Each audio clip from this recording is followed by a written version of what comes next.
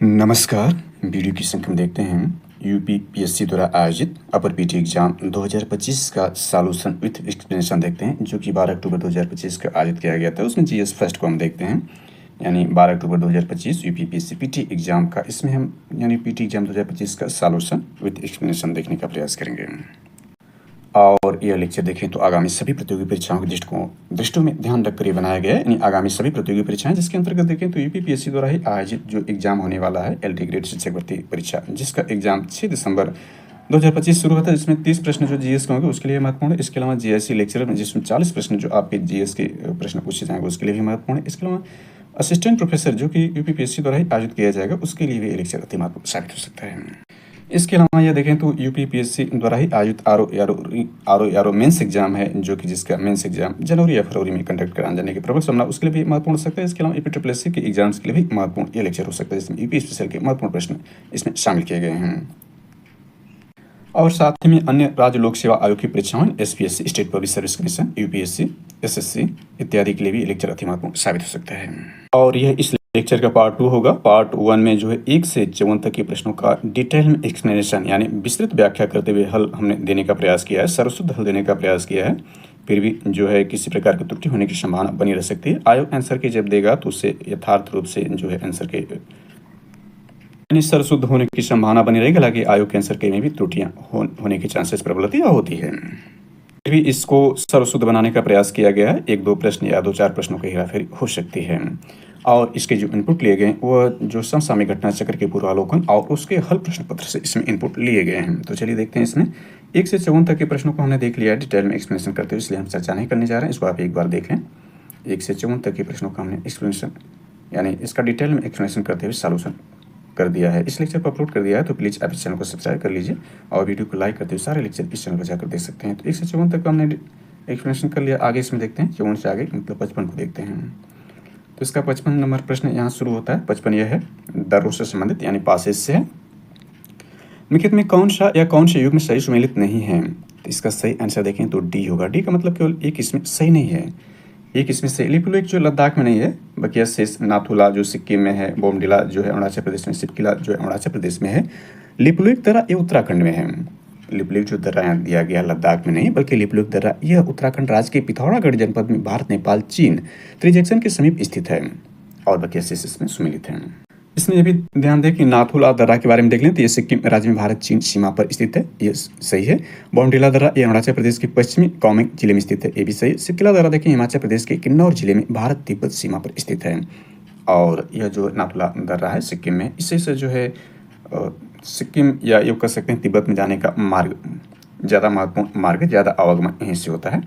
56 number प्रश्न देखें तो 56 नंबर 42वें संविधान संशोधन में भारतीय संविधान प्रस्तावना में कौन शब्द जोड़े गए थे? तो इसके प्रथम 2 ही इसमें है। इसके साथ अखंडता भी जोड़ा गया था, 3 शब्द थे, लेकिन इसमें अखंडता नहीं दिया गया। ये संप्रभुता और गणतंत्र पहले से इसमें विद्यमान थे। तो इसका सही आंसर जो हो जाएगा वो आपका शब्द जोड़े गए हैं यानी 1-2 का मतलब डी इसका सही आंसर हुआ। चलिए इसको एक्सप्लेनेशन देख लेते हैं। एक्सप्लेनेशन ये है कि यानी इसमें समाजवादी धर्मनिरपेक्षता, इसको पंथनिरपेक्षता भी कहते हैं, शब्द भारतीय संविधान की प्रस्तावना 42वें संविधान संशोधन जोड़े गए। 42वें संविधान संशोधन के बाद संविधान की प्रस्तावना में भारत को संपूर्ण प्रभुत्व संपन्न समाजवादी पंथनिरपेक्ष लोकतंत्रात्मक गणराज्य कहा गया, जबकि प्रभुत्व संपन्न यानी संप्रभु और गणराज्य गणतंत्र पहले से मूल प्रस्तावना में थे। तो 42वें संविधान संशोधन का मतलब इसमें जो समाजवादी शब्द जोड़ा गया, धर्मनिरपेक्षता पंथनिरपेक्षता जोड़ा गया, अखंडता शब्द जोड़ा गया था। चलिए नेक्स्ट देखते हैं, ज़्यादा एक्सप्लेन नहीं करेंगे तो यहाँ से ज़्यादा लंबा लेक्चर हो जाएगा। 57 नंबर प्रश्न देखें तो यहाँ पर सम्राट और उसका मकबरा दिया गया। तो इसमें ध्यान दें कि 2 जो हैं यानी महत्वपूर्ण शासकों में जो आपके हैं, जो कि संस्थापक रहा है मुगल वंश का बाबर रहा है, और ये और जहांगीर, इसके जो है मकबरा भारत से बाहर हैं, इसका भारत में ये तो भारत से बाहर देखें तो काबुल इसमें और लाहौर भारत से बाहर वर्तमान में है। हालांकि अखंड भारत के हिस्से थे कभी ये जो प्राचीन समय में।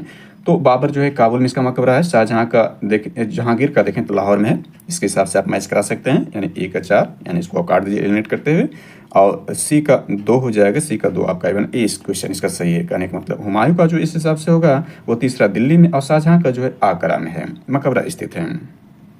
चलिए नेक्स्ट प्रश्न देखते हैं। 58 नंबर प्रश्न देखा जाए, यह भारत यूपी स्पेशल के लिए महत्वपूर्ण है। इसमें देखें कि कौन से जो है आर्द्रभूमि स्थल उत्तर प्रदेश में स्थित नहीं। देखें वर्तमान में जो पूरे भारत में अपने देश में 93 जो है वो रामसर स्थल हो चुके हैं। अभी लेटेस्ट में बिहार के 2 स्थलों को जोड़ा गया था, उससे पहले 91 थे।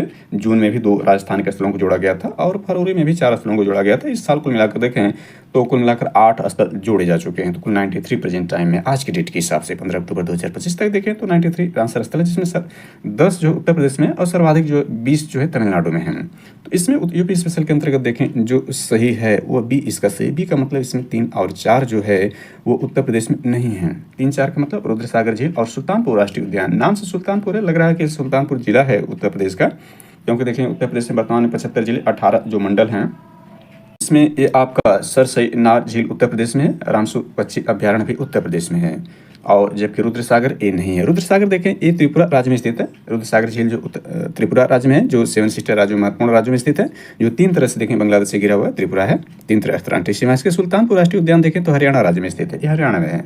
जबकि सरसई नावर झील और शमशूर पक्षी अभ्यारण्य ये उत्तर प्रदेश में संबंधित है। यानी सरसई नावर झील कहाँ, इटावा में है, यानी उत्तर प्रदेश के इटावा जिले में है, और समसूर पक्षी अभ्यारण्य रायबरेली में स्थित है। तो इस प्रकार से इसका नहीं, ये याद रखना कि नहीं ज़्यादा क्वेश्चन दिया है, इसमें नहीं में 3-4 सही हो जाएगा। 59 नंबर प्रश्न को जल्दी से देखते हैं। तो इसमें यह निम्नलिखित में से किस संगठन में वैश्विक वेतन रिपोर्ट 2024-25 जारी की गई। तो इसका सही आंसर देख, इस तरह से कई प्रश्न पूछे हैं जो कि एक ही जारी करता है, लेकिन कई को उसमें देकर के कंफ्यूज करने का प्रयास किया है। कई संगठन जो चाहे भारतीय हो चाहे अंतर्राष्ट्रीय हो, या कोई मंत्रालय, भारतीय मंत्रालय, जिसमें देखें तो वर्तमान में भारत में केंद्र में 54 मंत्रालय हैं, जिसमें प्रधानमंत्री का एक मंत्रालय भी शामिल है। तो 54 मंत्रालय शुरुआती में जब संविधान लागू होता 18 मंत्रालय ही थे। तो मंत्रालयों को देकर पूछ दिया है कि ये संयुक्त रूप से हैं या एकल हैं। ज़्यादातर आंसर इसमें एकल के ही होते हैं और एकल भी दिए गए, इसलिए कन्फ्यूज होने की संभावना, इसमें ज़्यादा कन्फ्यूज टाइप प्रश्न डाल दिया है। तो 59 नंबर का देखें, इसी प्रकार से जो अंतर्राष्ट्रीय श्रम संगठन है, इंटरनेशनल लेबर ऑर्गेनाइजेशन, विश्व बैंक, अंतर्राष्ट्रीय पुनर्निर्माण विकास बैंक, ये खरा वैश्विक वेतन रिपोर्ट कौन जारी किया है 2024-25 के लिए? क्या वो हमेशा जारी करता है? ऐसा नहीं, ये 2024-25 के लिए जारी किया है। तो इसमें कह रहा है कि सही उत्तर का चयन करना है। तो 59 का सही आंसर जो है डी है। डी का मतलब केवल एक है, यानी अंतर्राष्ट्रीय श्रम संगठन है। चूंकि वैश्विक वेतन रिपोर्ट संबंधित है तो अंतर्राष्ट्रीय श्रम संगठन स्पष्ट रूप से हो जाएगा, इसमें और किसी को शामिल करने की आवश्यकता नहीं है। जब भी इसमें विकल्प में आप देखेंगे तो एक ही मंत्रालय हो या संगठन, उसमें एक ही होता है, 2 के ज़्यादा चांसेस नहीं है। इस प्रकार से उलझाने का प्रयास किया प्रतियोगियों को इस तरह से प्रश्न पूछ करके। इसी दृष्टिकोण से कहा जा सकता है कि पेपर आसान लग रहा है, लेकिन आसान है नहीं। आसान चूंकि विकल्प के हिसाब से इसको कठिन बना दिया गया है। चलिए इसमें देखते हैं आपका जो है 60वें प्रश्न को देखें। वैश्विक वित्तीय स्थिरता रिपोर्ट में किसके द्वारा जारी की गई? तो 60वें का आंसर देखा जाए, 60वें का आंसर भी डी है। डी का मतलब इसमें विश्व बैंक है, सॉरी यानी अंतर्राष्ट्रीय मुद्रा कोष है, क्योंकि डी में एक है, यानी IMF इंटरनेशनल मॉनेटरी फंड द्वारा जारी किया गया है। वैश्विक स्थिरता रिपोर्ट यानी फाइनेंशियल स्टेबिलिटी रिपोर्ट जो होता है ये IMF जारी करता है, इसका एक है, इसमें दूसरे को शामिल करने की आवश्यकता नहीं है। हालांकि दिमाग ज़्यादा लगाने पर ये दूसरे भी शामिल किए जा सकते हैं, इस प्रकार से विकल्प बनाया है। थोड़ा इसका एक्सप्लेनेशन भी कर लेते हैं, क्योंकि आगामी एग्जाम के लिए भी महत्वपूर्ण हो सकता है इसका एक्सप्लेनेशन। देखें, वैश्विक वित्तीय स्थिरता report, global financial stability report यानी GFSR अंतर्राष्ट्रीय मुद्रा कोष IMF की रिपोर्ट है, जिसे सामान्यतः वर्ष में 2 बार, ध्यान रखना 2 बार, अप्रैल और अक्टूबर में जारी किया जाता है। ये रिपोर्ट वैश्विक वित्तीय प्रणाली के जोखिमों, कमजोरियों और नीति संबंधी निहितार्थ को आकलन प्रस्तुत करती है। जिसके अलावा IMF द्वारा, यानी IMF और कौन सी रिपोर्ट जारी करता है इसके अलावा, यानी वित्तीय स्थिरता रिपोर्ट तो जारी करता है। इसके अलावा देखें तो world economic outlook very very important है, वर्ल्ड इकोनॉमिक आउटलुक भी, जो कि global financial stability report, fiscal monitor जो रिपोर्ट होती है भी जारी करती है। विश्व आर्थिक मंच यानी WEF द्वारा मुख्य रूप से क्या होता है, ग्लोबल रिस्क रिपोर्ट जारी किया जाता है, फ्यूचर ऑफ जॉब रिपोर्ट जारी किया जाता है, ग्लोबल जेंडर गैप रिपोर्ट जो होता है वो WEF यानी वर्ल्ड इकोनॉमिक फोरम जारी करता है। इसके बाद देखें विश्व बैंक जो है यानी वर्ल्ड बैंक द्वारा ग्लोबल इकोनॉमिक प्रोस्पेक्ट और वर्ल्ड डेवलपमेंट रिपोर्ट जारी की जाती है। तो इसमें जो इन तीनों संस्थानों द्वारा जारी किया उसको हमने देख लिया। विश्व बैंक देखें तो 2 रिपोर्ट इसके महत्वपूर्ण है, इसके द्वारा ग्लोबल इकोनॉमिक प्रोस्पेक्ट और वर्ल्ड डेवलपमेंट रिपोर्ट जारी की जाती है। विश्व आर्थिक मंच द्वारा देखें, जिसको बोलते हैं वर्ल्ड इकोनॉमिक फोरम, यह देखें 3 रिपोर्ट महत्वपूर्ण जारी करता है, global risk report, future of job reports और ग्लोबल जेंडर रिपोर्ट जो यही जारी करता है। और अंतर्राष्ट्रीय मुद्रा कोष मैंने देखिए एक तो यहाँ प्रश्न में ही पूछा गया है। दूसरा इसका जो महत्वपूर्ण रिपोर्ट होता है वर्ल्ड इकोनॉमिक आउटलुक जारी करता है, साथ में ग्लोबल फाइनेंशियल स्टेबिलिटी रिपोर्ट जो यहाँ पर है, और फिस्कल मॉनिटर रिपोर्ट भी ये IMF जारी करता है। चलिए अगले प्रश्न में देखते हैं। अगला प्रश्न जो 61 नंबर है, यहाँ लाइकेन संबंधित यानी साइज संबंधित प्रश्न यहाँ पर हो गया। लाइकेन देखें तो लाइकेन प्रदूषण के अच्छे संकेतक हैं, ये सही है। लाइकेन प्रदूषित क्षेत्र में अच्छी तरह से उगते हैं, ये गलत हो जाएगा। अच्छी तरह से नहीं बल्कि बुरी तरह से यानी प्रभावित होते हैं, लाइकेन नहीं उग पाते हैं। तो इसका डी हो जाए, डी का मतलब कि एक सही है। चलिए इसका देखते हैं। ये अक्सर एग्जाम पूछता है लाइकेन्स के बारे में। लाइकेन्स जो काई के रूप में जाने जाते हैं, अक्सर इसको सभी लोग जानते हैं। यानी लाइकेन वायुमंडलीय प्रदूषण, विशेषकर सल्फर डाइऑक्साइड आदि के प्रति संवेदनशील होते हैं, इसलिए वायु गुणवत्ता के विश्वसनीय जैव संकेतक है। यानी वायु गुणवत्ता यानी वायु प्रदूषण के क्या होते हैं, जैविक संकेतक के रूप में प्रयोग किए जाते हैं। सामान्यतः प्रदूषित क्षेत्रों विशेषकर जहाँ SO2 यानी सल्फर डाइऑक्साइड हो, लाइकेन अच्छी तरह नहीं बढ़ते हैं। स्वच्छ वायु में इसकी विविधता प्रचुरता अधिक मिलती है, जबकि अधिक प्रदूषित क्षेत्रों में ये अनुपस्थित तक हो सकते हैं। यानी अधिक प्रदूषित क्षेत्र अनुपस्थित नहीं पाए जाएंगे। चलिए 62 नंबर देखें तो यहाँ एक बहुत ही साधारण प्रश्न दिया है इसमें। अंतर्राष्ट्रीय ओजोन दिवस 16 सितंबर अभी हाल ही में मनाया गया था। इसको आप देख सकते हैं मैच में है। विश्व पर्यावरण दिवस जिसको वेट कहते हैं, यानी वेट का मतलब वर्ल्ड एनवायरमेंटल डे 5 जून को मनाया जाता है। ये भी बहुत लेटेस्ट में रहा है। वन्य दिवस जो होता है ये 3 मार्च को मनाया जाता है, न कि 22 मार्च को। तो ये आपका गलत हो जाएगा। यानी पूछ रहा है कौन सम्मिलित नहीं है, तो 3 यानी 20 का आंसर से। एक्सप्लेनेशन इसका जल्दी से देख लेते हैं। एक्सप्लेनेशन देखें तो अंतर्राष्ट्रीय ओजोन दिवस ओजोन परत के संरक्षण के लिए अंतर्राष्ट्रीय दिवस या विश्व ओजोन दिवस 16 सितंबर को मनाया जाता है, और विश्व पर्यावरण दिवस 5 जून को मनाया जाता है, जबकि विश्व वन्यजीव दिवस 3 मार्च को मनाया जाता है। जबकि 22 मार्च को विश्व जल दिवस, यानी 22 मार्च इसमें जो दिया है वो विश्व जल दिवस है। तो 22 मार्च विश्व जल दिवस है, इसमें ये जो 22 मार्च दिया विश्व वन्य दिवस 3 मार्च को है। चलिए अगले प्रश्न देखते हैं। वर्ल्ड ज्योग्राफी से संबंधित है।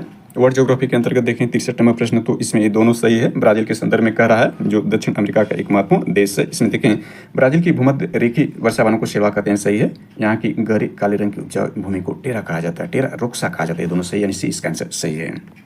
इसका संक्षेप में एक्सप्लेनेशन देखें तो सेल्वा या सेल्वास शब्द अमेजन बेसिन की विश्वती सदाहरित वनों के लिए प्रचलित है। यहाँ मुख्यतः लाल और पीली लैटेराइट मिट्टी तथा अमेजन नदी किनारे जलभूत मिट्टी पाई जाती है।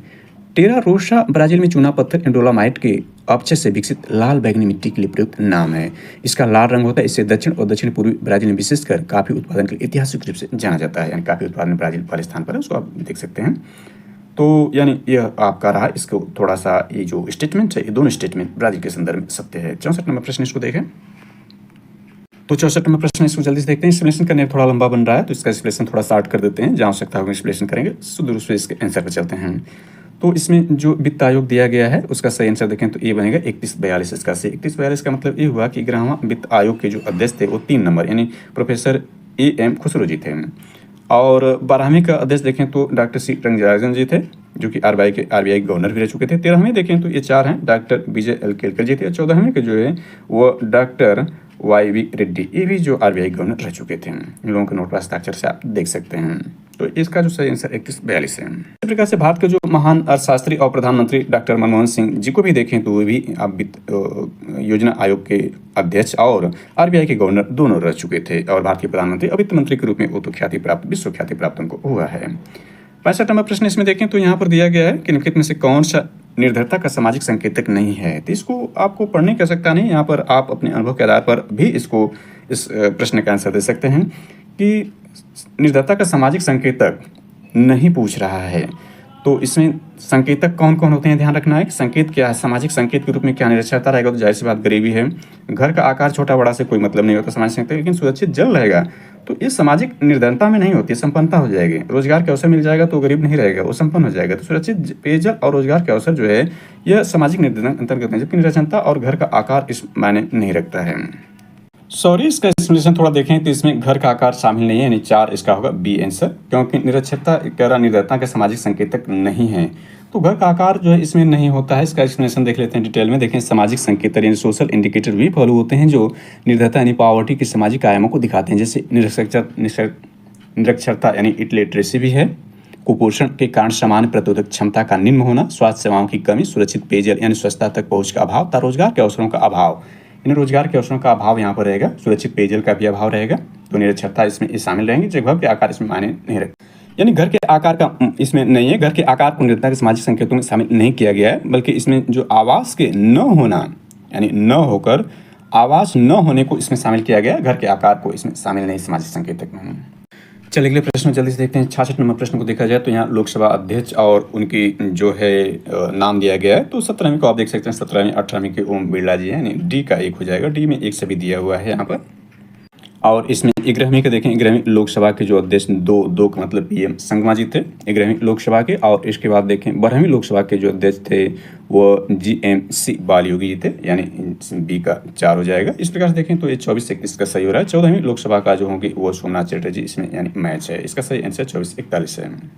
चलिए नेक्स्ट इसमें 67 नंबर प्रश्न जल्दी से देखा जाए तो यहाँ पर यह महत्वपूर्ण जो है एक्स ला चैपल 1748 की संधि यानी यह द्वितीय कर्नाटक युद्ध या आप कह सकते हैं द्वितीय जो एग्लो फ्रांस की जो युद्ध हुआ था उसमें यह है एक्स ला चैपल 1758 संधि में प्रथम कर्नाटक युद्ध समाप्त हुआ था। सही है, मद्रास अंग्रेजों को वापस ये भी सही, यानी इसमें सी व 1 2 आंसर इसके सही हुए। इसका एक्सप्लेनेशन देखें तो इस प्रकार से 1748 की एक्स ला साफेल संधि के यूरोप में ऑस्ट्रेलियाई यानी ऑस्ट्रिया उत्तराधिकार के युद्ध समाप्त हो गया। उसके परिणामस्वरूप भारत में प्रथम कर्नाटक युद्ध भी 1748 में समाप्त हो गया था। मद्रास अंग्रेजों को पूरा प्राप्त हो गया। तो दोनों स्टेटमेंट सही करके दिया है, यानी 1 2 दोनों सही, सी इसका आंसर सही। 68 नंबर जल्दी से देखें तो यहाँ नगर और नदी दिया हुआ है कि वो कहाँ पर है, तो इसका सही आंसर देखा जाए इसमें पूछ क्या रहा, ध्यान रखना नहीं को भी ध्यान रखना, इसमें नहीं ही पूछा है, सुमेलित नहीं पूछ रहा है, तो इसमें बी सुमेलित नहीं, बी का मतलब 3 4 इसमें सुमेलित नहीं है, यानी न्यू ऑरलियंस मिसौरी में नहीं है और हैदराबाद भारत बेलूरू में ये नदी नहीं है, यानी इसमें सुमेलित जो है 1 2 सुमेलित हैं लेकिन 3 4 सुमेलित हैं। 3 4 का मतलब इसमें बी इसका आंसर। एक्सप्लेनेशन देखें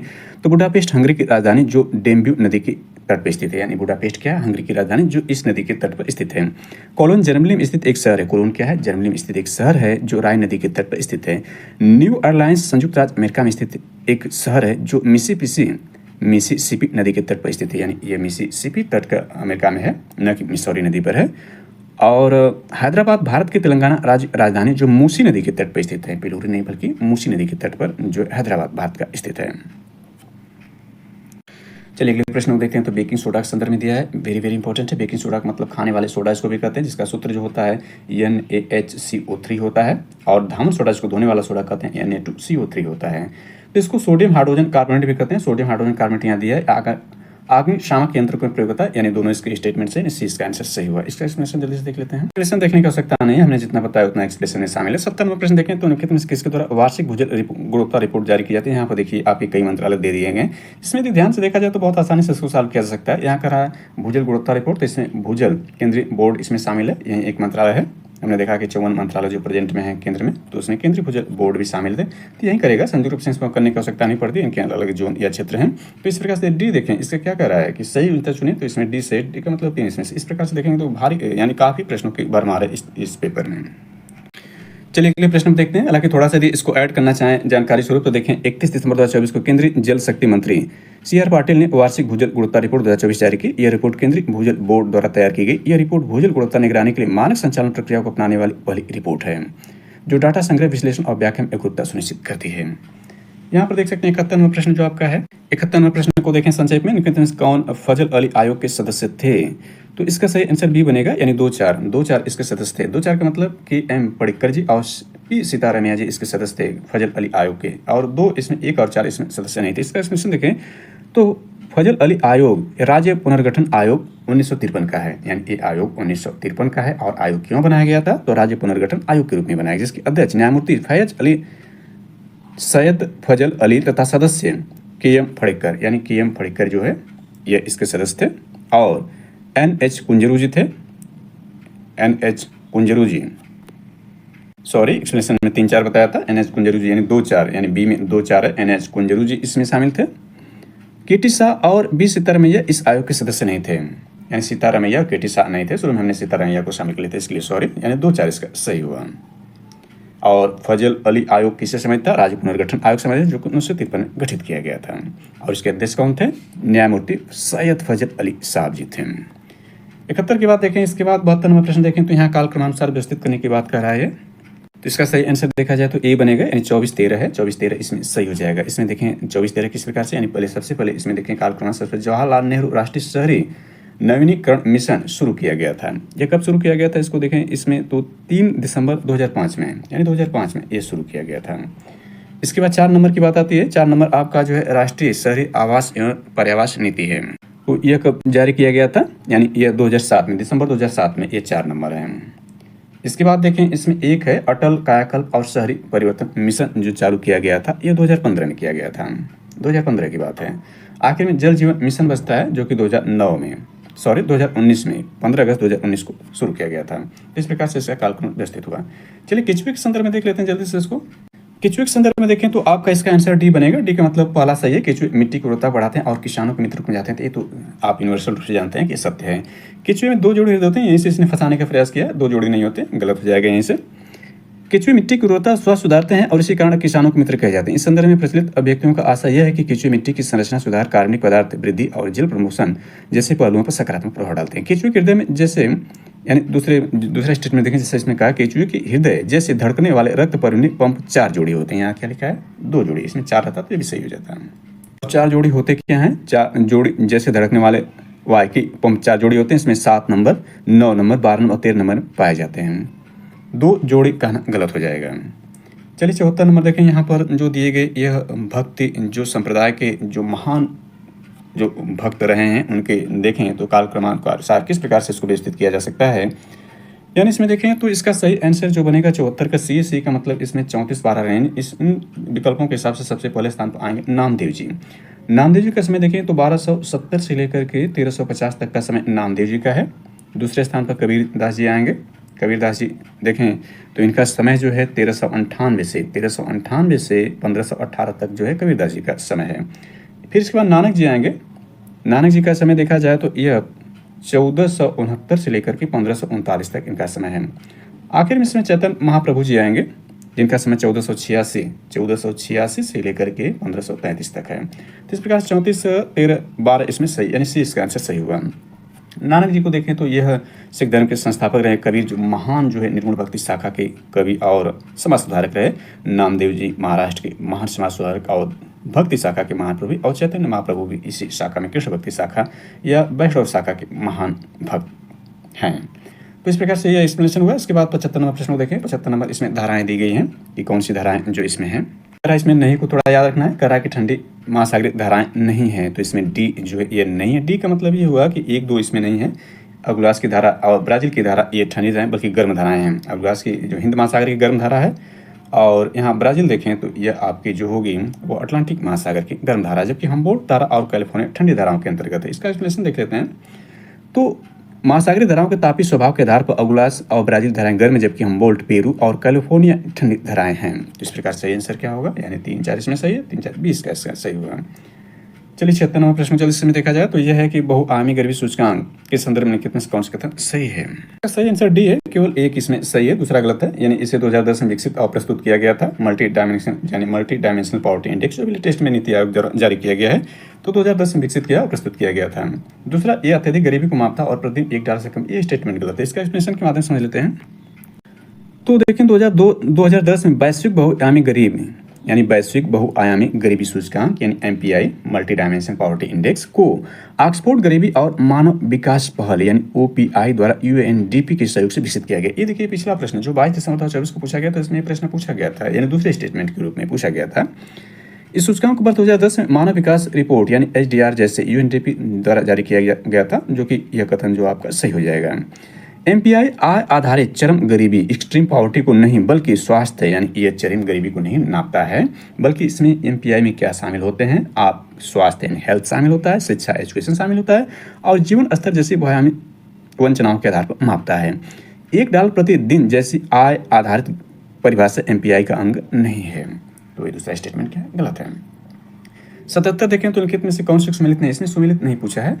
सही आंसर देखें जो सुमित में बी बनेगा, यानी 3 इसमें जो है वो सही नहीं है। एस्टिक अम्ल आलू में नहीं होता है, तो अपने आप गलत पकड़ा जा रहा है। लैक्टिक अम्ल दही में होता है, दही खट्टी होने का। टाटरिक अम्ल भी देखें अंगूर में, अंगूर भी जो कड़वापन या खट्टा होता है, इसी कारण तो दही में लैक्टिक अम्ल पाया जाता है। अतः युग्मिक सही है। टाटरिक अम्ल इमली अंगूर केला जैसे फलों में पाया जाता है। एस्टिक अम्ल सामान्यतः सिरके का प्रमुख अम्ल है। आलू में अन्य कार्बनिक अम्ल जैसे सिट्रिक, ऑक्जेलिक, माइलिक अम्ल इत्यादि पाए जाते हैं।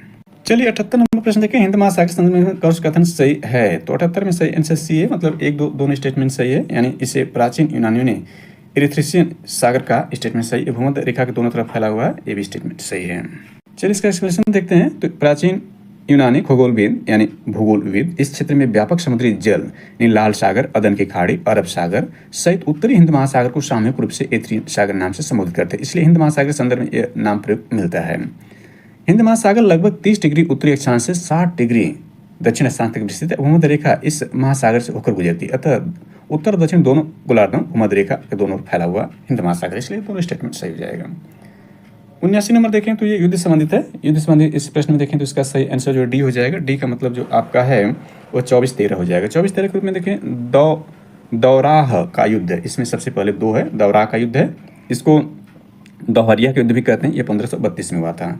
1532 का मतलब हुमायूं ने अफगान को परास्त किया था, यानी हुमायूं ने अफगानों को दोहर के युद्ध में क्या किया, परास्त किया। इसके बाद चौसा के युद्ध, चौसा युद्ध ये आपका 4 नंबर है। ये देखें 25-26 जून 1539 को शेषा सूरी ने हुमायूं को इसमें हरा दिया था चौसा के युद्ध में। तीसरा इसमें जो क्रम है कन्नौज ये का युद्ध होता है, कन्नौज या इसको बेलग्राम का युद्ध भी कहते हैं। ये मई 1940 में शेर शाह ने पुनः हुमायूं को परास्त किया था, कन्नौज के युद्ध में भी परास्त कर दिया था। आखिरी में इसमें सामगढ़ का युद्ध शामिल होता है। 29 मई 1658 को औरंगजेब और मुराद बख्श की संयुक्त सेनाओं ने दारा शिकोह के बीच निर्णायक संघर्ष किया था सामगढ़ के युद्ध में। अगले प्रश्न देखते हैं, 80 नंबर है, रक्त के संबंध में कौन सी कथन सही है। रक्त के बारे में बताना है, तो इसमें सही आंसर सी होगा, यानी दोनों स्टेटमेंट सही है, यानी सी 1, 2 दोनों सही है। रक्त प्लाज्मा और विभिन्न प्रकार के कोशिकाओं से बना होता सही। हीमोग्लोबिन की उपस्थिति रक्त को लालनायुक्त बनाती है, यानी सही, यानी इसका सी आंसर एक्सप्लेनेशन सही हुआ। यानी इसमें थोड़ा एक्सप्लेनेशन देखें तो द्रव रक्त संयोजी ऊतक है, यानी रक्त जो है रक्त द्रव संयोजी ऊतक है। यह पूछा था आपका आरओ या पीटी एग्जाम जो था पुनर्परीक्षा, वो 27 जुलाई में प्रश्न रक्त संबंधित पूछा था। तो रक्त क्या है, द्रव संयोजी ऊतक है। इससे 2 मुख्य भाग होते हैं, एक प्लाज्मा होता है, दूसरा रक्त कणिकाएं तथा रुधाणु होते हैं। कुल रक्त का लगभग 55% भाग प्लाज्मा तथा शेष 45% भाग रुधाणु होता है। रुधाणु 3 प्रकार के होते हैं, यानी लाल रक्त कणिकाएं जिसको आरबीसी कहते हैं, इसमें हीमोग्लोबिन होता है। इसके बाद श्वेत रक्त कणिकाएं, इसको डब्ल्यूबीसी कहते हैं। इसके बाद प्लेटलेट्स होता है। तो यहाँ देखें लाल रुधिर में हीमोग्लोबिन नामक प्रोटीन पाई जाती है। हीमोग्लोबिन ऑक्सीजन का परिवहन करता है, इसमें हिम नामक लाल रंग का पदार्थ पाया जाता है, इससे रंग प्रदान करता है, खून को लाल रंग मिलता है। 81 नंबर प्रश्न देखें तो यहाँ पर यह करंट अफेयर्स हो जाएगा। लेकिन कौन सा भारतीय उपन्यासकार और पत्रकार 2026 के अंतर्राष्ट्रीय बुकर पुरस्कार के 5 सदस्यीय जूरी में शामिल था। तो इसका सही आंसर देखें तो आपका सी है। सी का मतलब आप केवल 3 इसमें शामिल था। 3 का मतलब नीलांजना एस राय इसमें केवल शामिल थे, यानी इसका सी आंसर सही। सी का मतलब 3 इसमें सही है, यानी शामिल थे।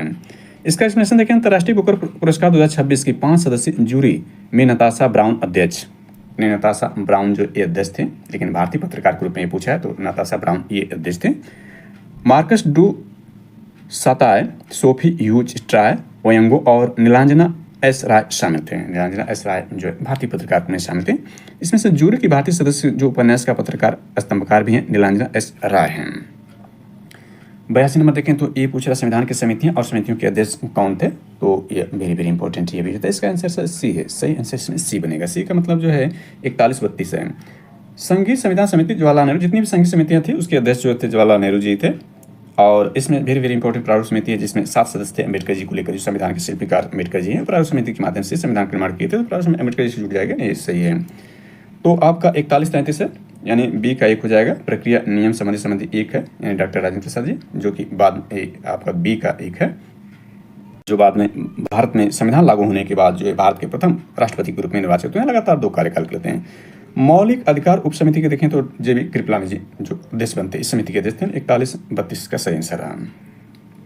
चलिए 83 नंबर प्रश्न देखते हैं। 83 नंबर प्रश्न आपका इस प्रकार से, इसमें भी काल क्रमानुसार से व्यवस्थित करने की बात कर रहा था। इसका सही आंसर डी बनेगा। डी का मतलब 34-12 है, यानी सबसे पहले इनसे एकीकृत राष्ट्रीय विकास कार्यक्रम शुरू हुआ।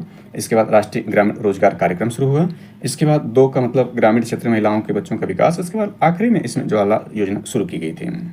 चलिए इसका एक्सप्लेनेशन जल्दी से करते हैं। तो सबसे पहले देखें एकीकृत, इसमें सबसे पहले एकीकृत ग्रामीण विकास कार्यक्रम शुरू किया गया 3 नंबर से। तो 3 कब शुरू किया गया था? एकीकृत ग्रामीण विकास यानी IRDP की शुरुआत सबसे पहले यानी पहले वर्ष 1978-79 में प्रायोगिक रूप से शुरू किए गए थे, जबकि 2 अक्टूबर 1980 से देशव्यापी लागू किया गया था। 1980 इसको आप मान सकते हैं, 1980 में ये होता है 3। इसके बाद 4 राष्ट्रीय ग्रामीण रोजगार कार्यक्रम देखें। तो राष्ट्रीय ग्रामीण रोजगार कार्यक्रम जो 1980 में शुरू होता है, यानी इसको तब उस हिसाब से 1980 नहीं बल्कि 1978 और 79 में प्रायोगिक रूप से इसी को हम मान चलते हैं। और इसके बाद 4 नंबर जो राष्ट्रीय ग्रामीण रोजगार कार्यक्रम होता है 1980 में शुरू होता है।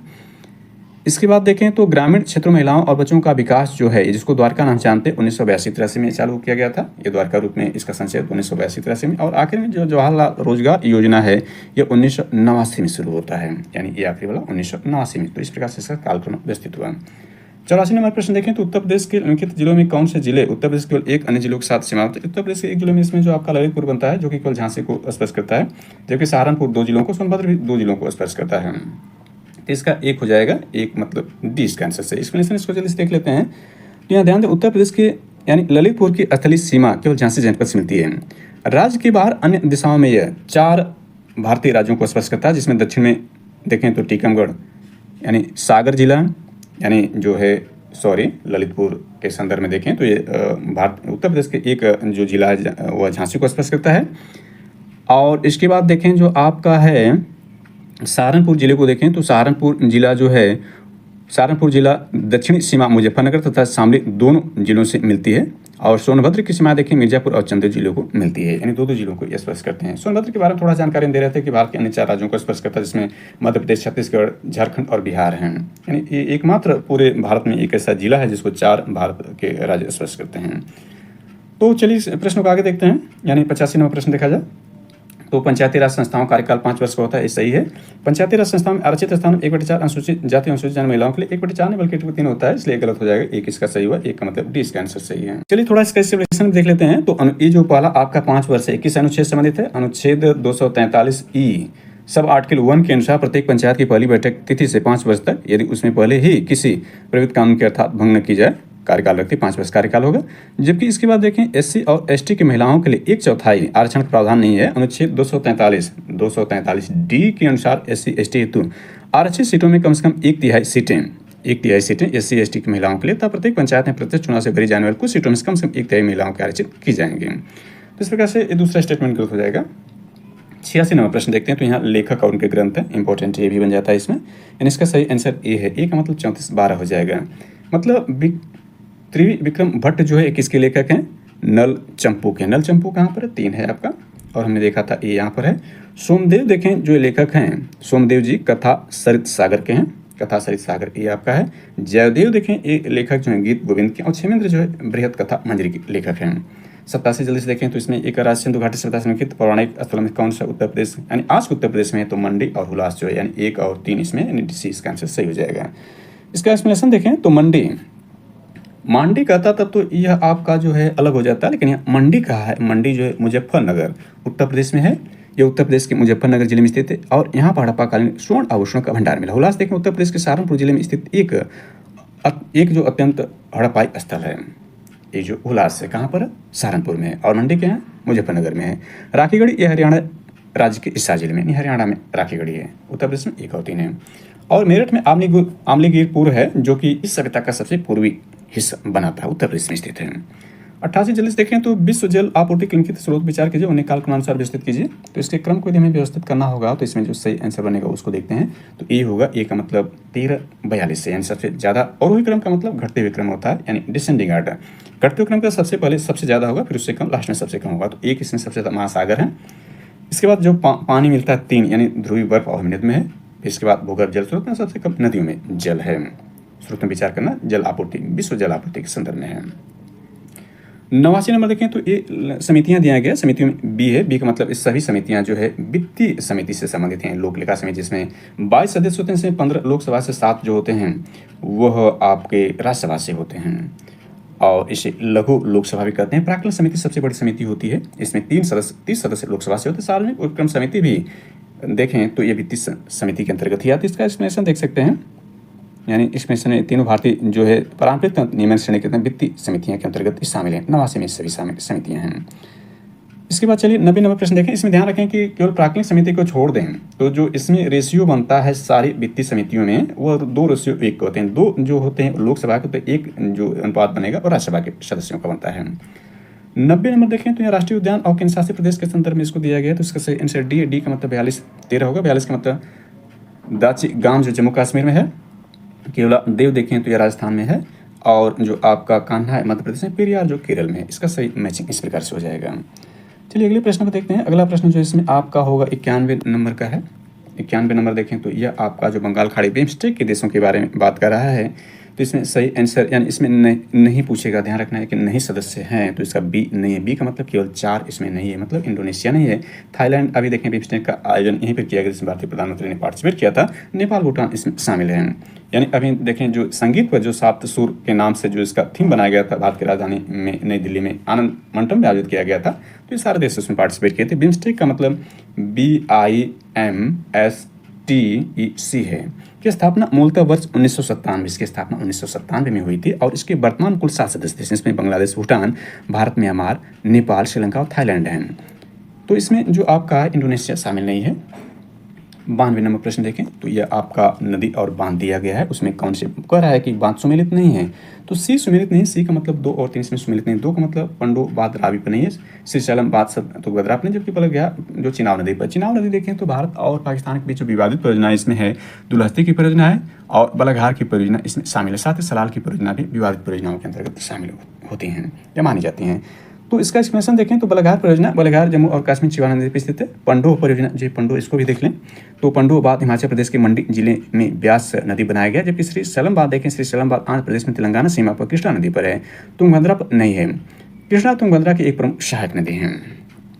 चलिए अगले प्रश्न को देखते हैं। अगला इसमें 93 नंबर प्रश्न जो होगा वह तटरेखा और मैग्रोव से संबंधित 93 नंबर प्रश्न। इसका सही आंसर इसमें पूछ रहा है कौन से कथन सही, ध्यान रखें ये भी ध्यान रखना है, सही पूछ रहा है गलत पूछ रहा है। ए इसमें सही, एक मतलब 2 इसमें सही है।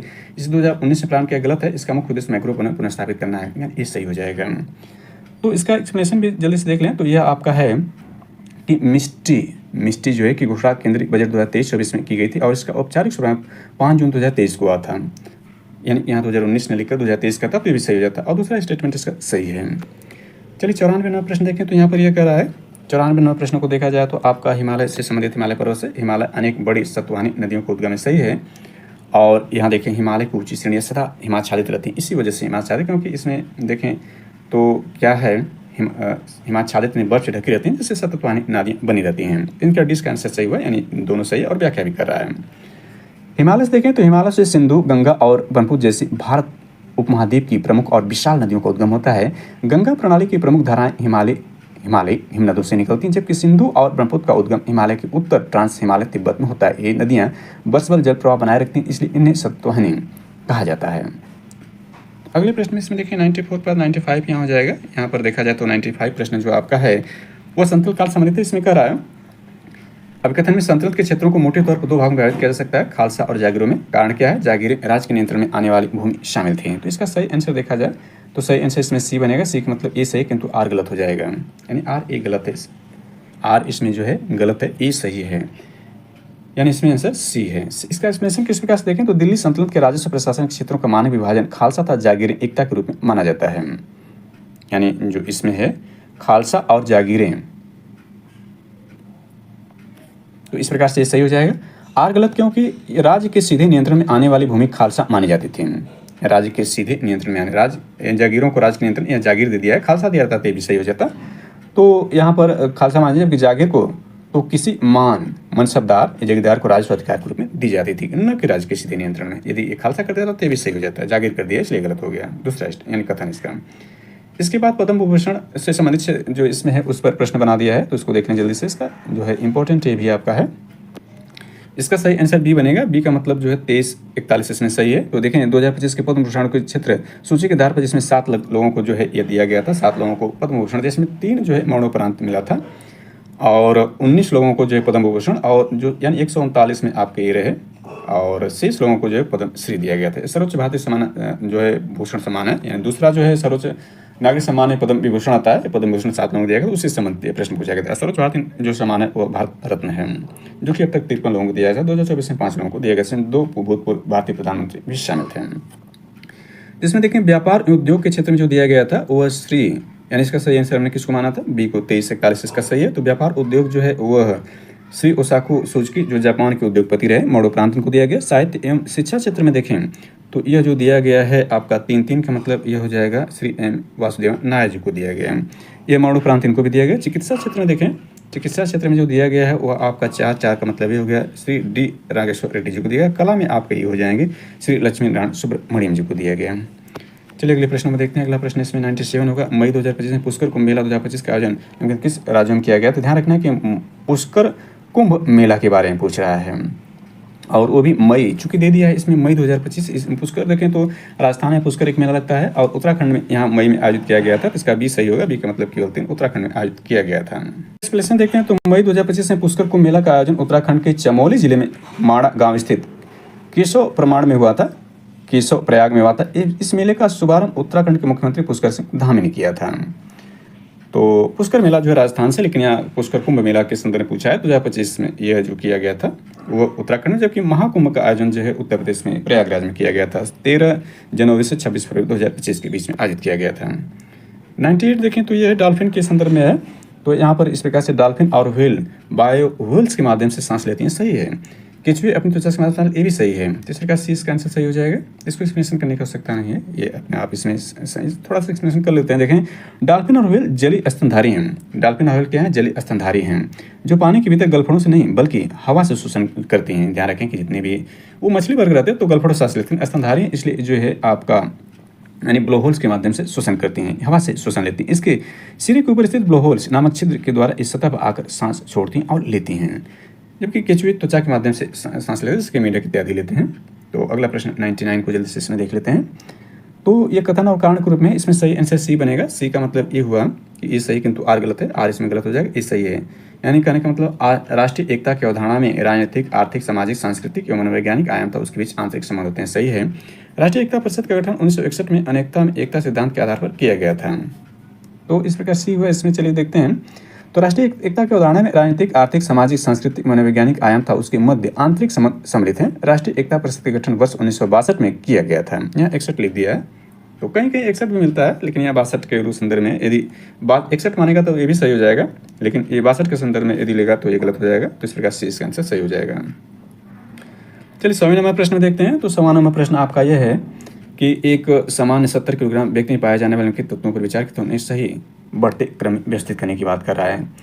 तो इसमें जो सही क्रम वो बनेगा सी बनेगा। सी का मतलब इसमें 34 12 इसमें सही, यानी सबसे ज़्यादा इसमें जो होगा तांबा, यानी किस क्रम में व्यवस्थित करने के लिए करा, उन्हें बढ़ते क्रम में लिखना है। बढ़ते क्रम का मतलब सबसे कम से हमें आगे चलना है। तो सबसे कम इसमें जो होगा 3, यानी तांबा होगा, फिर लोहा होगा, फिर इसमें एक सोडियम होगा, और सबसे ज़्यादा इसमें जो पोटेशियम की मात्रा पाई जाएगी। यानी एक सामान्य औसत वयस्क 70 किलोग्राम मानव शरीर में इन 4 तत्वों कुल मात्रा टोटल बॉडी कंटेंट न्यूट्रिएंट्स पाई जाती है। यानी तांबा सबसे कम होगा, इससे ज़्यादा लोहा होगा, लोहा से ज़्यादा सोडियम होगा, सोडियम से ज़्यादा पोटेशियम होगा। तो इस प्रकार से बढ़ता क्रम 34 12 हो जाएगा।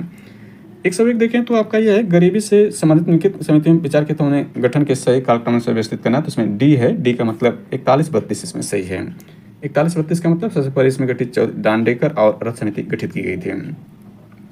ये कब गठित की गई थी इसको ध्यान दें। तो यह BM दांडेकर और रथ समिति 1971 में गठित की गई, 1971 में समिति बनी थी। इसके बाद 1 नंबर जो लकड़ा वाला समिति देखें तो यह समिति जो है बनी थी 1989 में गठित की गई थी। 1989 में यह समिति गठित की गई थी। रिपोर्ट 1993 थी। तेंदुलकर समिति देखें 2005 में गठित की गई थी, 2005 में गठित थी, 2009 में रिपोर्ट दी थी। आखिर में देखें तो श्री रंगराजा समिति जो है यह आपके 2012 में गठित की गई। तो आखिर में यही समिति जो होगी 2।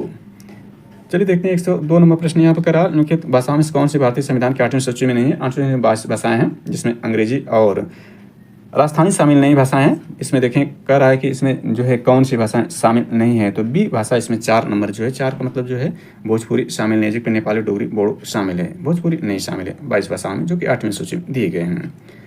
103 नंबर प्रश्न चलिए से देखते हैं। तो 103 नंबर प्रश्न जो आपका है साइंस संबंधी है। साइंस संबंधी ये कह रहा है कि आपका जो है कि अम्लीय विलयन 7 से अधिक pH मान होता है।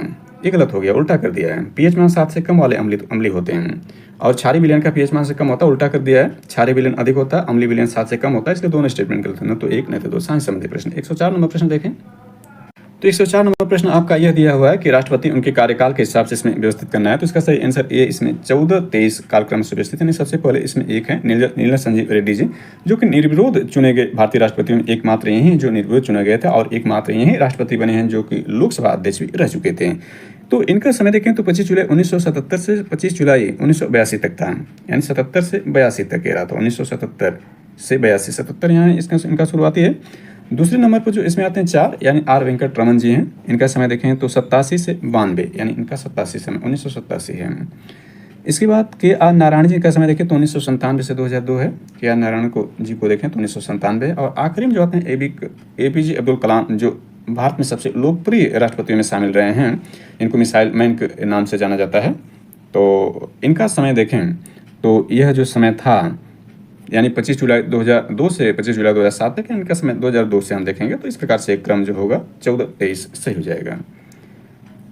इसके बाद देखें 4 बौद्ध संगतियाँ दी गई हैं। इसमें इसका क्रम पूछ रहा है, चारों में संपन्न की। सबसे पहले इसमें राजगृह होती है, फिर वैशाली होती है, फिर पाटलिपुत्र होती है, इसके बाद आखिरी में कुंडवन होता है। इसका सही आंसर देखा जाए तो आपका सी बनेगा। सी का मतलब जो है 2143 है, यानी सबसे पहले इसमें कहाँ पर राजगृह में हुआ, फिर इसके बाद वैशाली में हुआ, फिर इसके बाद आपका जो है पाटलिपुत्र में, आखिरी में जो है कुंडवन में आयोजित की जाती है।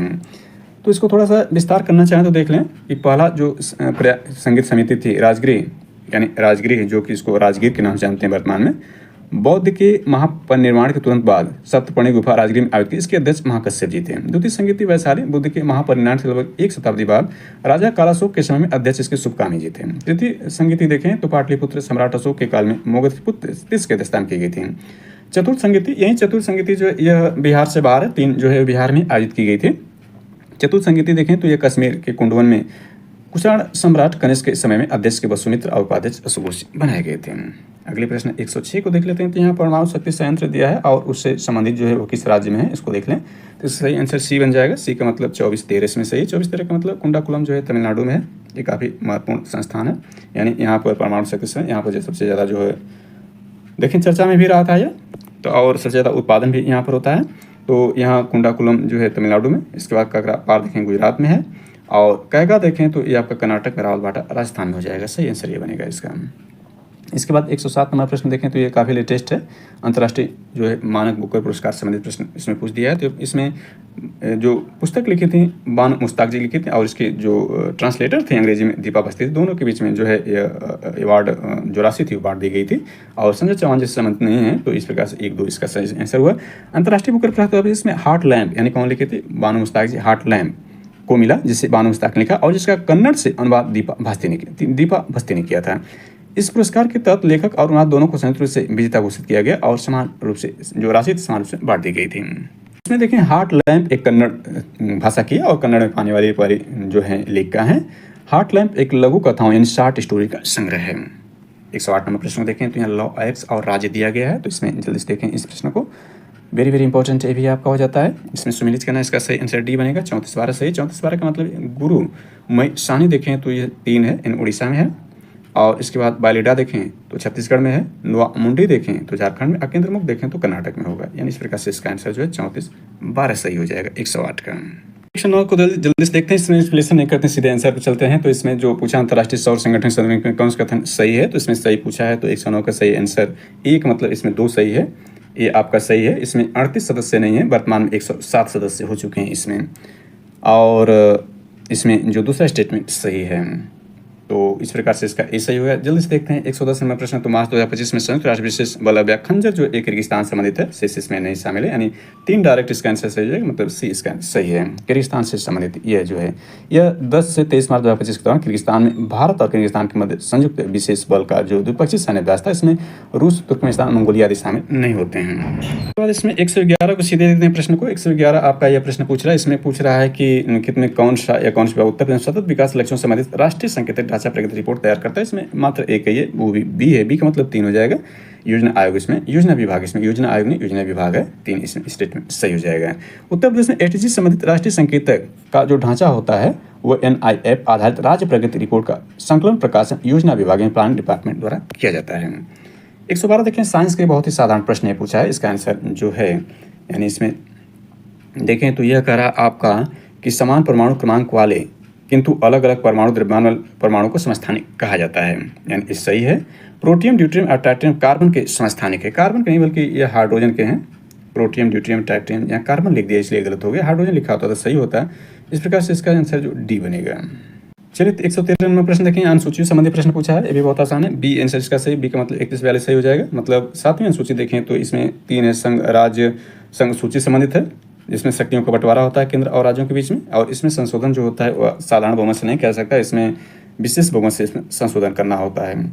इसमें 8वीं अनुसूची भाषा संबंधित है, 9वीं अनुसूची कुछ विनियमों और विनियमों का सत्यापन, 10वीं अनुसूची दल बदल के आधार पर है, तो इसमें 3142 ये सही हो जाएगा।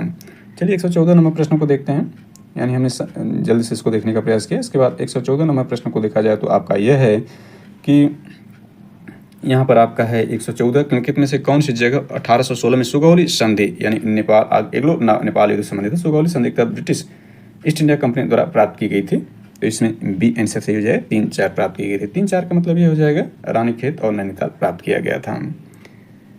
तो सुगौली संधि के बारे में देखें तो ये हो जाएगा 1816 में परिणाम स्वरूप नेपाल ने ब्रिटिश ईस्ट इंडिया कंपनी के कुमाऊं, गढ़वाल तथा पूर्वी भाग और तराई के कुछ क्षेत्र सौंपे। कुमाऊं के अंतर्गत आने वाले क्षेत्रों के शासनाधीन हो गए थे। इसमें काठमांडू नेपाल की राजधानी रही।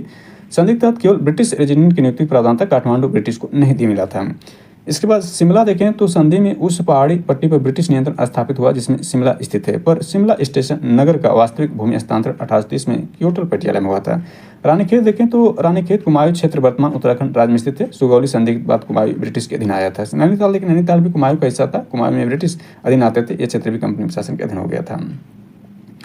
115 को जल्दी से देखा जाए तो 115 आपका यह है कि पूर्वोत्तर के लिए महिला उद्यमिता कार्यक्रम स्वावलंबनी निकेत में किस मंत्रालय द्वारा शुरू किया गया था। तो 115 का डी होगा, केवल एक। यानी यहाँ पे देखें कई मंत्रालय दिए गए हैं तो एक ही मंत्रालय इसमें शामिल है, डी केवल, यानी कौशल विकास और उद्योगिता मंत्रालय इसमें पार्टिसिपेट किया था। तो फरवरी 2025 में पूर्वोत्तर में महिला उद्योग को बढ़ावा देने की दिशा में एक महत्वपूर्ण कदम उठाते हुए कौशल विकास और उद्यमिता मंत्रालय MMSD द्वारा नीति आयोग के सहयोग से असम, मेघालय, मिजोरम में स्वावलंबनी एक महिला उद्यमिता कार्यक्रम शुरू किया गया था। चलिए अगले प्रश्नों को देखते हैं। तो इसमें 116 नंबर प्रश्न है, यह अरब सागर में गिरने वाली नदियों के संदर्भ में है। कौन सी नदी अरब सागर में गिरती है? तो इसका सही आंसर 116 का ए हो जाएगा, केवल एक, यानी गिरती है, केवल एक का मतलब जो है पेरियार गिरती है, यानी एक इसमें गिरती। पेरियार नदी केरल पश्चिम की ओर बहते हुए वेम्बनाड झील से मिलती है और यहाँ से अरब सागर में प्रविष्ट होती है। इसके विपरीत पेन्नार, पेन्ना और एलार दोनों दक्कन के पूर्वी केंद्रमुख नदी तंत्र का हिस्सा है, पूर्व की ओर बहकर बंगाल खाड़ी में गिरती हैं। 117 देखें तो यहाँ किरणों के बारे में दिया गया है। ये साइंस संबंधित महत्वपूर्ण प्रश्न होता है। इसमें सबसे पूछ रहा है कि इसको क्रम में व्यवस्थित करना है, आवृत्ति में घटते हुए क्रम में। तो सबसे ज़्यादा जो आवृत्ति होती है, यानी इसके प्रश्न देखें सी इसका आंसर से सबसे आवृत्ति गामा किरणों की होती है। इसके बाद एक्स किरणें आती हैं। इसके बाद जो आपका होता है वो परावैंगिक किरणें आती हैं। लास्ट में रेडियो तरंगें शामिल होती हैं। चलिए अगला 118 देखें तो यहाँ पर 118 वाला प्रश्न देखा, यहाँ कथन और कांड पर आधारित है। इसका भी जो आंसर जो डी बनेगा कि खाद्य सुरक्षा अधिशेष खाद्य उत्पादन वर्ष में अधिक आवश्यक है। असमान वितरण और दुर्गम पहुंच से बाहर होने के कारण भुखमरी अभी भी हो सकती है। तो ये दोनों सही और व्याख्या भी कर रहा है, यानी डी इसका आंसर सही हुआ है। यहाँ पर देखें 119 नंबर प्रश्न देखें तो ये आपका जो है वो उपराष्ट्रपति के संदर्भ में प्रश्न पूछ रहा है 119। ये भी बहुत साधारण प्रश्न और आसान प्रश्न के अंतर्गत है 119 का। इसको देखें तो इसका आंसर जो आपका है 119 का देखा जाए तो ये बनेगा भारत के उपराष्ट्रपति के संदर्भ में कौन सा कथन सही है, सही पूछ रहा है। उपराष्ट्रपति राज्यसभा के पदेन सदस्य होते हैं, सही है। उपराष्ट्रपति राज्यसभा के सदस्य होते हैं, सदस्य नहीं होते हैं, यानी इसमें एक सही है। एक का मतलब डी इसका आंसर सही हो जाएगा। चलिए अगले प्रश्न को देखते हैं। अगला प्रश्न 120 नंबर बनता है। यहाँ कथन और कारण दिया गया है, तो यहाँ पर इसको जल्दी से लिख लिया जाए। इसका सही आंसर डी है। डी का मतलब व्याख्या भी करा और सही भी है। सतत विकास लक्ष्यों की वैश्विक सफलता के लिए भारत की सफलता महत्वपूर्ण है। भारत में विश्व की संख्या का लगभग छठा हिस्सा निवास करता है। 16.5% 2011 के जनगणना 16.5% जो कि 17% के आसपास है। यदि हिस्सा हम देखें तो यह 16/100 कर देंगे, तो इसको काटेंगे तो 1/6 ही आ जाएगा, यानी 4 चौक को 16 और यहाँ पर काटने 25 हो जाएगा। और यहाँ पर 1/6 भाग देख सकते हैं, 6 चौक को 24, 1/6 भाग के बराबर ही बैठता है। दोनों स्टेटमेंट सही हैं। इसके बाद 121 को देखें तो 121 नंबर प्रश्न आपका जो है इस प्रकार से है, यानी इसमें शासक और राजवंश दिए गए हैं। तो शासक राजवंश का बी आंसर सही। बी का मतलब 24-13 इसमें सही। 24-13 का मतलब महेंद्र वर्मन जो पल्लव थे, महेंद्र वर्मन पल्लव हैं। और कुंडो गोंद देखें तो पांडे हैं, यानी पांडे हैं ये। और अमोघ वर्ष प्रथम देखें तो ये राष्ट्रकूट से संबंधित है। और राज जो है चोर से संबंधित है, यानी 24-13 इसका आंसर सही हुआ। 122 नंबर प्रश्न को देखा जाए जल्दी से तो ये आपका जो है सी इसका आंसर सही। सी का मतलब 3-4 इसमें सही हो जाएगा। 3-4 का मतलब एपिको आंदोलन में किस भारतीय राज्य से संबंधित है? इन भारतीय राज्यों से। सी 3-4 3-4 का मतलब केरला और कर्नाटक से संबंधित है एपिको आंदोलन। इसमें देखें इसका एक्सप्लेनेशन थोड़ा कर लेते हैं। इसको देखें, एपिको आंदोलन वर्ष 1983 में कर्नाटक के पश्चिमी घाट क्षेत्र विशेषकर उत्तर कन्नड़ संसदीय क्षेत्र में आरंभ हुआ था। एपिको का अर्थ कन्नड़ में गले लगाना है और यह आंदोलन पेड़ों कटने से बचाने के लिए उन्हें गले लगाने का प्रतीकात्मक था प्रत्यक्ष क्रिया के माध्यम से चलाया गया था। यह उत्तर भारत के चिपको आंदोलन से प्रेरित था। इस आंदोलन का प्रमुख उद्देश्य वनों की कटाई ठेका का विरोध करना, वनों का संरक्षण, समुदायों की आजीविका से संबंधित यह था। तो 123 को जल्दी से देख लिया जाए। 123 नंबर प्रश्न जो इसमें आपका बन रहा है वो यह है, प्रधानमंत्री मुद्रा योजना के संदर्भ में कौन से कथन आता है, यानी प्रधानमंत्री मुद्रा में किसके अंतर्गत आता है। देखिए यहाँ भी मंत्रालय पूछ दिया है। बी केवल 3 इसमें जो है वित्त मंत्रालय के अधीन है। इसमें मंत्रालय फालतू के दिए गए हैं फंसाने के लिए। 124 नंबर प्रश्न देखा जाए तो यहाँ पर जो है आपका चुनाव आयोग के संदर्भ में जो भी इसमें सुधार किए गए उसके संदर्भ में इसका सही आंसर ये है कि सबसे पहले इसमें 21-34 इसका सही है। इसको देखें किस प्रकार से 21-34 सही। सबसे पहले जो है आपका दूसरी घटना होती है, यानी इलेक्ट्रॉनिक वोटिंग मशीन आती है। ये कब आती है? 1982 में आती है, यानी याद रखें इसको दिन 1882 में इलेक्ट्रॉनिक वोटिंग मशीन आती है। फोटो पहचान पत्र देखें तो 1993 में आता है, यानी एक इसमें 1993 में ये आता है दूसरे नंबर पर। इसके बाद देखें वीवीपैट जो है 2013 में लाया जाता है। वीवीपैट जो है 2013 में लाया जाता है। इसके बाद देखा जाए तो नोटा जो है, यानी 4 सितंबर ये 4 सितंबर को जो है 2013 में नोटा भी लाया जाता है, लेकिन इसके बाद लाया जाता है। 27 सितंबर 2013 को लाया जाता है, 27 सितंबर 2013 को नोटा लाया जाता है। इस प्रकार से 21-34 इसका आंसर सही है, ये सही हुआ। चलिए 125 नंबर को जल्दी से देखा जाए तो आपका ये बनता है कि मानव त्वचा, यानी इस प्रकार से इसका आंसर सीधे आंसर पर चलते हैं। प्रश्न और आप देख ही रहे हैं, तो इसका सही आंसर ये है, यानी ये सही और व्याख्या भी कर रहा है, ये यहाँ पर है कि मानव त्वचा से पसीने का वाष्पीकरण शरीर की गर्मी को नष्ट करता है। गर्म दिन में उच्च आर्द्रता से परेशानी बढ़ जाती है, यानी एक्सप्लेनेशन इसका सही कर रहा है।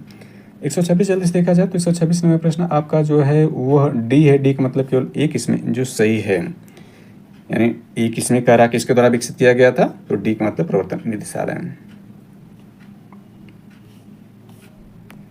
डी नहीं बल्कि ए होगा, ए का मतलब जो होगा आपका सी।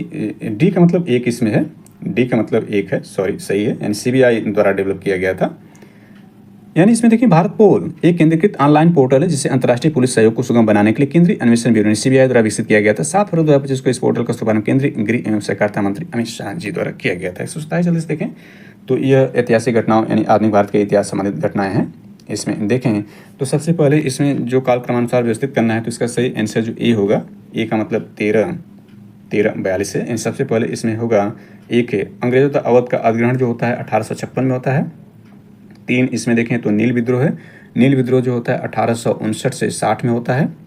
और इसके बाद 4 द्वितीय एंग्लो अफगान युद्ध देखें तो ये 1878 से 80 के बीच में होता है।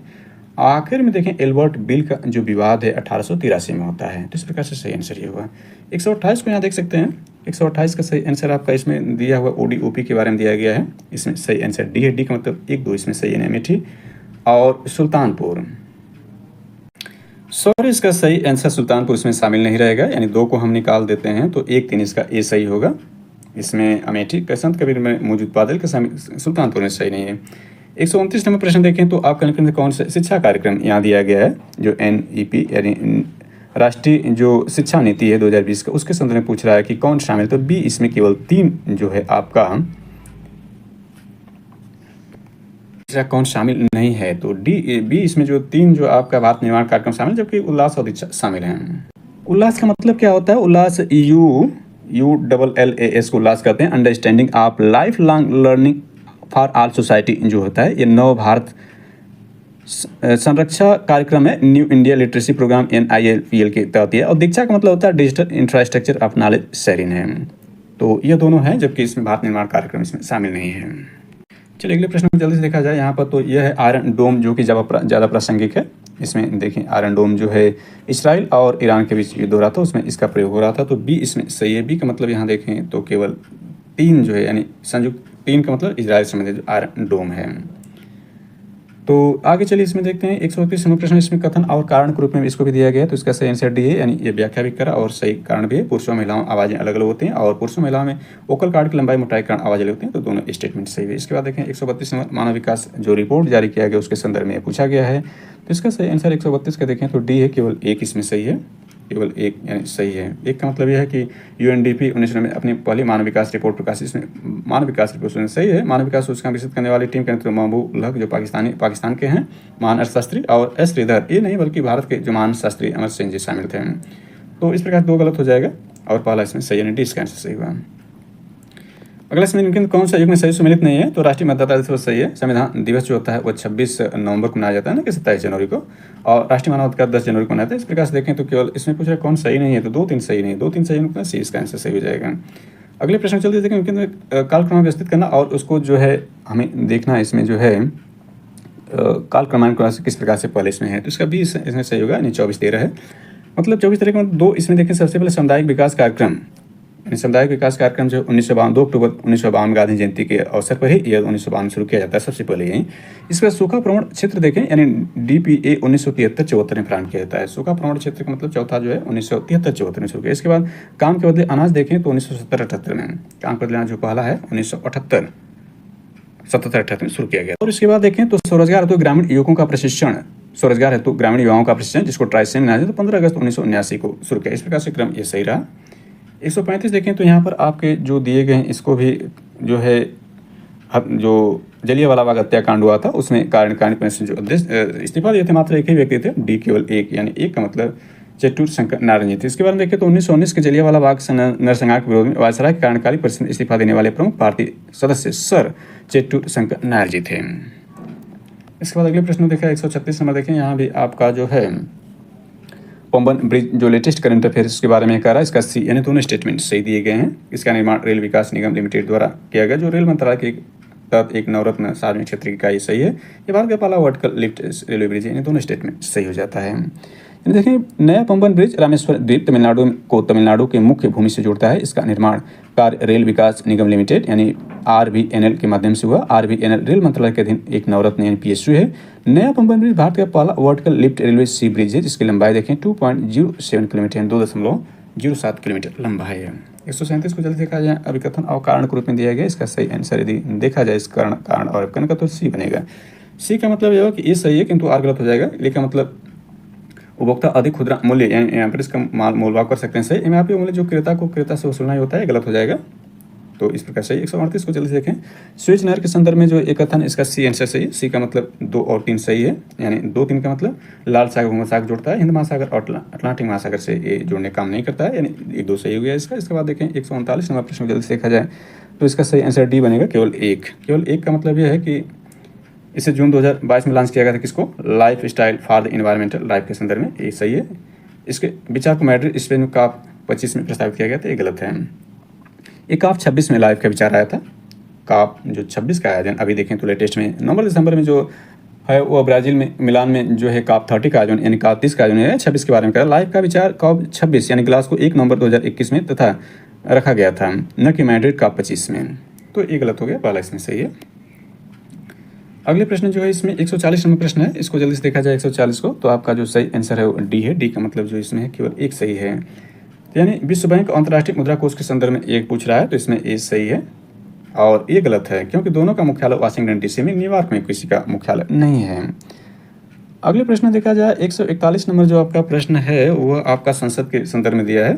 तो भारत के संविधान का अनुच्छेद 108 होता है संयुक्त बैठक, संविधान संशोधन के तहत जो होता है संयुक्त बैठक आयोजित नहीं की जा सकती, यानी दोनों स्टेटमेंट गलत हो जाएंगे। तो 141 का बी हो जाएगा। 142 को देखा जाए लक्ष्य के बारे में पूछ रहा है। पहला लक्ष्य जो है गरीबी के सभी रूपों से खत्म करना होता है और चौथा जो लक्ष्य होता है वह गुणवत्तापूर्ण शिक्षा संबंधित होता है। तो एक जो है आपका बी का 3 है और सी का जो है 2 है, सी का 2, ये आपका अपने आप सही हो जाएगा। बी इसका आंसर सही है। बी सही का मतलब पहला जो SDG लग गरीबी के सभी रूपों का अंत करता है। तीसरा जो 10 है वो आपका अच्छा स्वास्थ्य और कल्याण देता है। SDG 4 गुणवत्तापूर्ण शिक्षा और SDG 6 स्वच्छ जल और स्वच्छता संबंधित है। अगले प्रश्न जो है 143 को भी इसमें शामिल कर लिया जल्दी से, तो आपका यह है क्या ऑपरेशन ओलिविया संबंधित है। इसका सही आंसर डी, केवल एक सही हो जाएगा। यानी यह जो दिया है कि उड़ीसा के तट पर ओलिविया रिडले कछुओं की सुरक्षा के लिए किया जाता है, सही है। इसमें महीना गलत लिख दिया, बकिया से इसका सही था। यानी इसमें जो महीना है वह देखें तो यह ऑपरेशन अगस्त में नहीं बल्कि यह आपका नवंबर से लेकर मई के बीच में संचालित होता है। अगस्त लिख दिया इसलिए गलत है, कैसे सही। 144 नंबर प्रश्न देखा है बायोस्फीयर रिजर्व और राज्य के संदर्भ में दिया, तो इसका सही आंसर इसमें नहीं पूछ रहा है, तो डी नहीं है, यानी एक इसमें नहीं है। एक का मतलब नोकरेक मणिपुर में नहीं है। नोकरेक देखें तो यह मेघालय में से इसमें सही है। 145 देखा जाए तो वैश्विक पर्यावरण सुविधा के संदर्भ में पूछ रहा है कि इसमें कौन सा सही है, तो इसमें सही डी। कौन सा सही है? डी सही, केवल एक सही है। मतलब इसकी स्थापना 1991 में इस विकसित देश से इसके द्वारा दाता होते हैं, गलत हो जाएगा।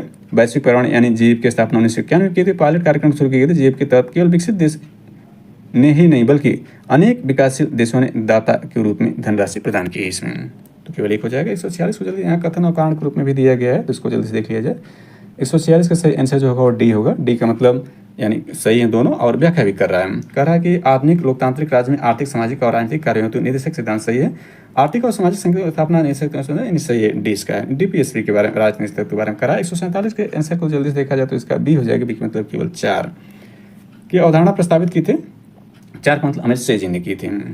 इसके बाद 148 जल्दी से आंसर इसको देख लिया जाए तो 148 का सही आंसर जो बनेगा वो सी है। सी का मतलब आपका जो है 1, 2 दोनों सही, यानी 58वां ज्ञानपीठ पुरस्कार जो संस्कृत विद्वान जगत गुरु राम भद्राचार्य जी को दिया गया था, साथ में जो है गुलजार जो को दिया गया था, और पहला ज्ञानपीठ पुरस्कार 1965 में दिया गया था। ये सही है, दोनों सही हो जाएगा।